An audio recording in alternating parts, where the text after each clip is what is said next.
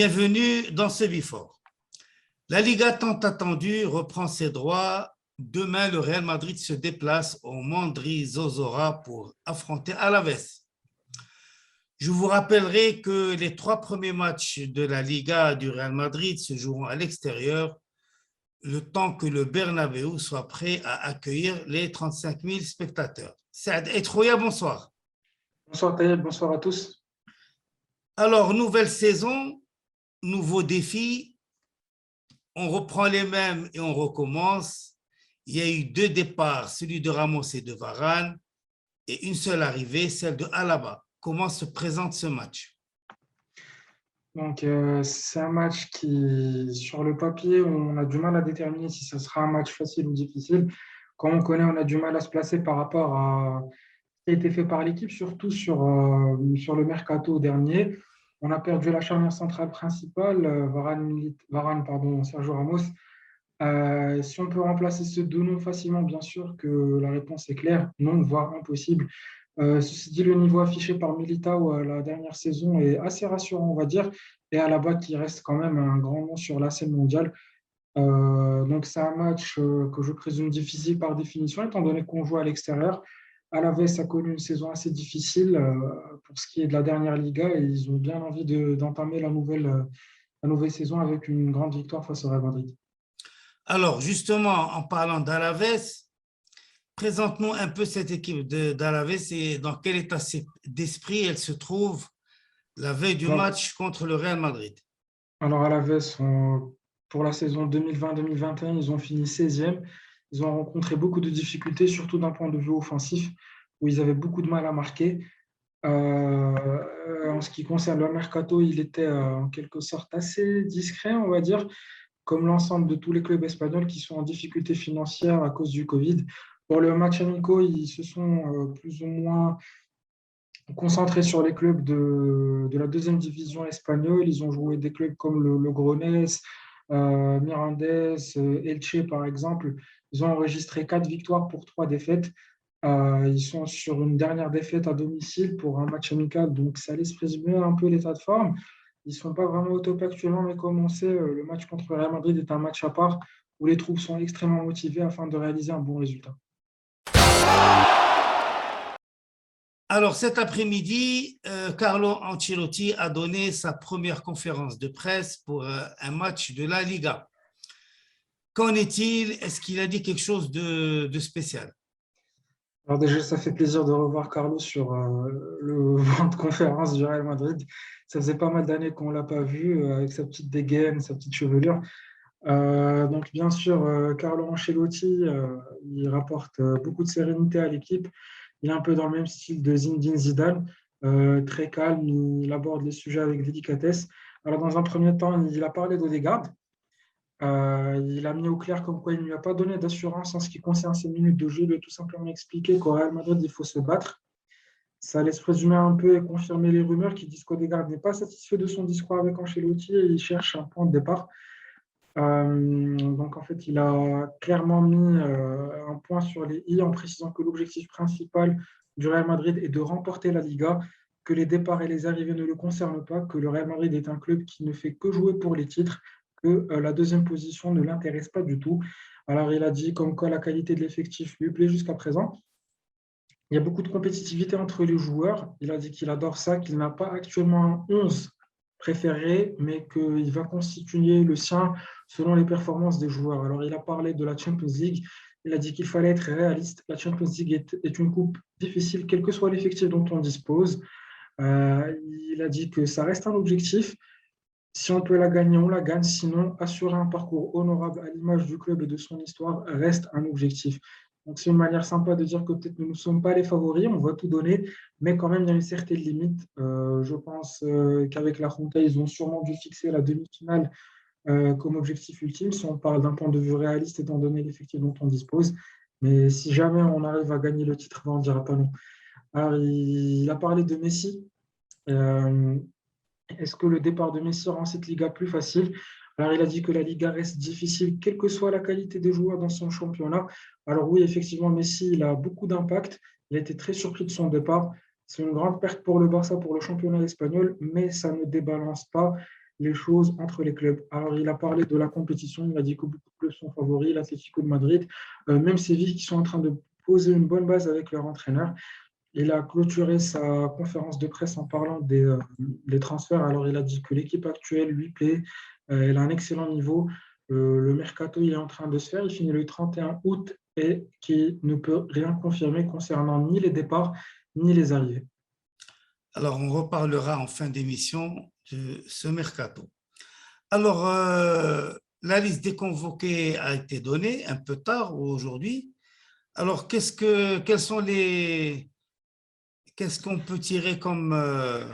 Oui, alors c'est une liste de convos qui est assez bizarre. On n'est pas habitué à avoir du vide sur certaines lignes, notamment la défense avec tout simplement 5 défenseurs, Eder Militao, Nacho Alaba, Odriozola et Miguel Gutiérrez. Ça peut même nous donner une idée sur les 4 qui vont commencer. Pour les milieux de terrain, ce sera Modric, Casemiro, Valverde, Lucas Vazquez, Isco et Blanco de la Castilla. Pour les attaquants, l'équipe est au complet. Hazard, Benzema, Asensio, Jovic, Bale, Vinicius Junior et Rodrigo. Alors, en ce qui concerne les blessures, ils sont connus. Marcelo, Ceballos et Kroos, Mariano. Carvajal et Mendy, ils ont été écartés par manque de préparation. Mendy qui récupère d'une blessure. Dani Carvajal, il y a beaucoup de points d'interrogation en ce qui concerne sa forme physique actuelle qui laisse beaucoup à désirer.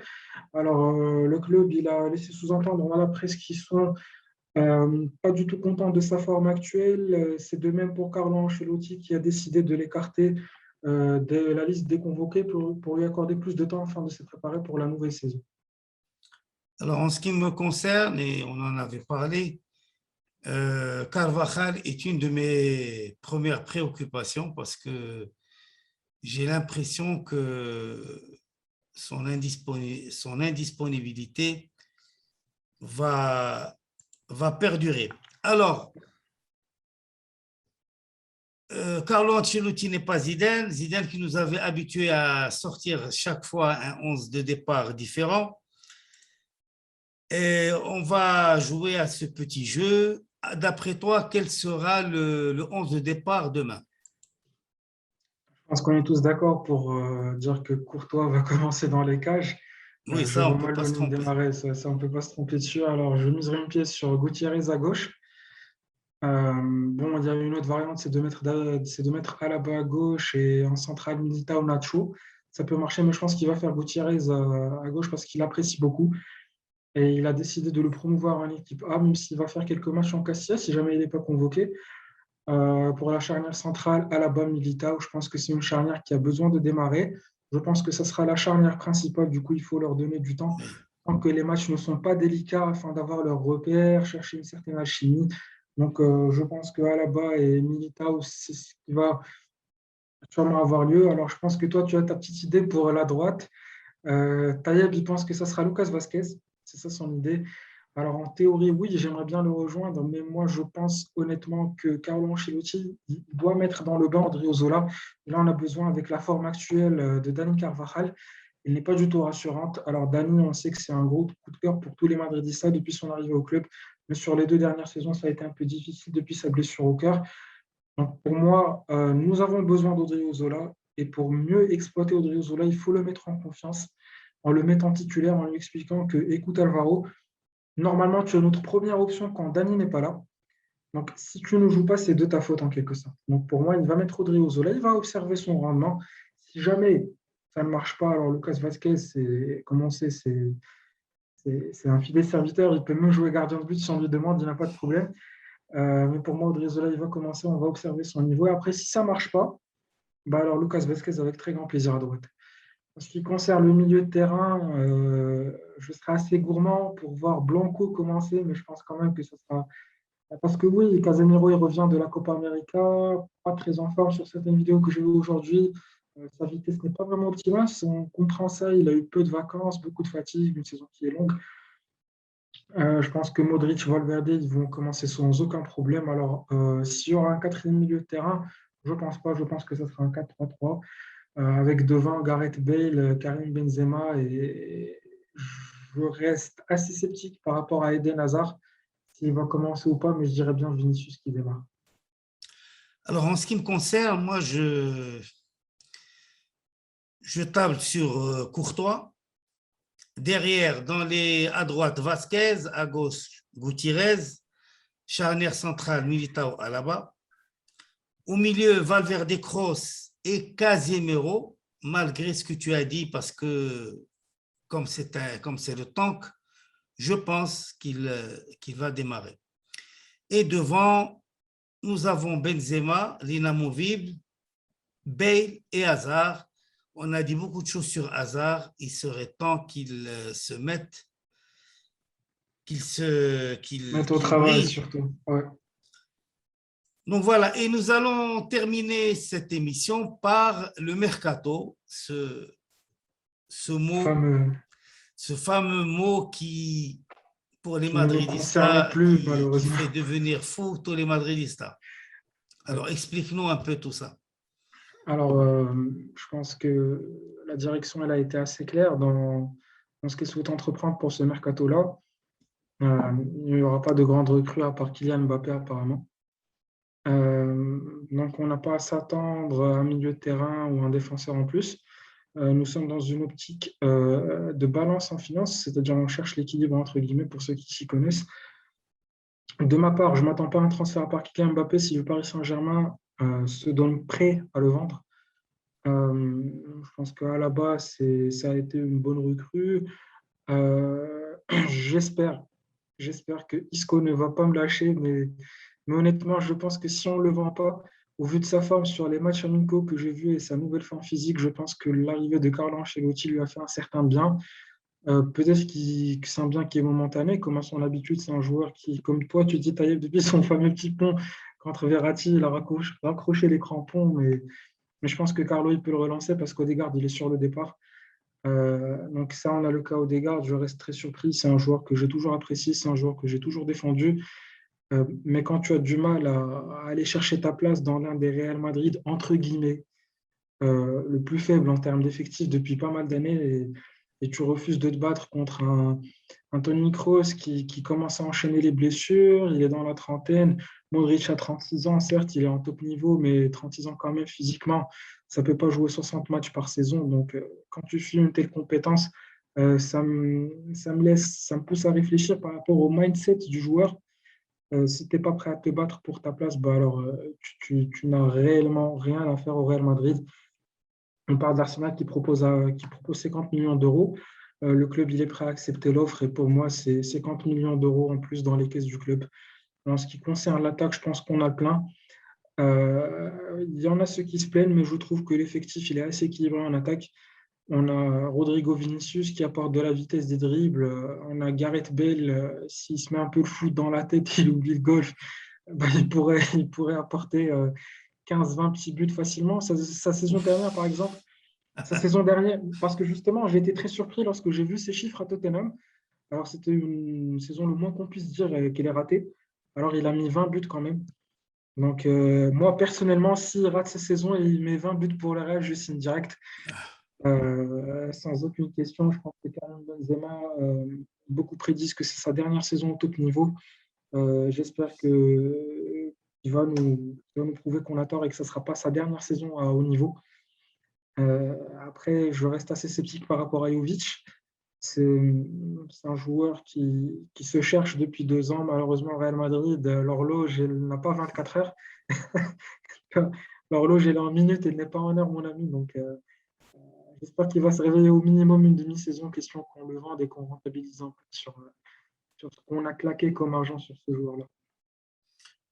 Alors, je vais vous donner mon avis, qui c'est pas un secret, mais je pense que Don Florentino Pérez va temporiser jusqu'en 2022, jusqu'à l'ouverture du nouveau Bernabéu, avec l'arrivée de Mbappé cette saison ou la saison prochaine. S'il arrive cette saison, c'est très bien. Il va démarrer avec Mbappé. Il n'y aura pas d'autres recrues. Et la saison prochaine, en 2022, il va Il va casser casser la tirelire, la tirelire il va casser le mercato. et faire